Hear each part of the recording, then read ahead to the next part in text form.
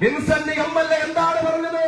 വിഴിഞ്ഞത്ത് കപ്പൽ വന്നെങ്കിൽ എന്റെ നെഞ്ചത്തുകൂടി കപ്പൽ വരണം, എന്റെ നെഞ്ചത്തുകൂടി മാത്രമേ വരികയുള്ളൂ എന്ന് പറഞ്ഞ് അവിടെ വിൻസെന്റ് എം.എൽ.എ ഒരു പറോട്ട് നാടകം നടത്തി. അവിടെ ഒരു വർഗീയ കലാപത്തിന് ശ്രമം നടത്തി. പാവപ്പെട്ട മത്സ്യത്തൊഴിലാളികളെ കൊണ്ടുവന്നു. പക്ഷേ അത് വേണ്ട വിധം അത് നടപ്പിലായില്ല. പക്ഷേ അത് അവിടെ ഒരു വർഗീയ കലാപത്തിന് പോലീസ് സംയമനം പാലിച്ചതുകൊണ്ട് വർഗീയ സംഘർഷമില്ലാതെ ഒന്നാം ഘട്ടം നടന്നു. രണ്ടാം ഘട്ടം ഉദ്ഘാടനത്തിന് നമ്മൾ വിൻസെന്റ് എം.എൽ.എയെ വിളിച്ചു. ഏത് വിൻസെന്റ് എം.എൽ.എ എന്ന് നിങ്ങൾക്കറിയുമോ?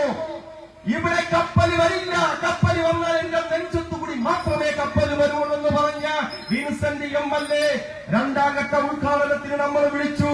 വിൻസെന്റ് ആശംസാ പ്രസംഗത്തിൽ വിൻസെന്റ് അറിയാതെയാണെങ്കിലും പറഞ്ഞു, രണ്ടാം ഘട്ടവും ഒന്നാം ഘട്ടവും പെട്ടെന്ന് നടന്നു, രണ്ടാം ഘട്ടം അതിവേഗം നടന്നു.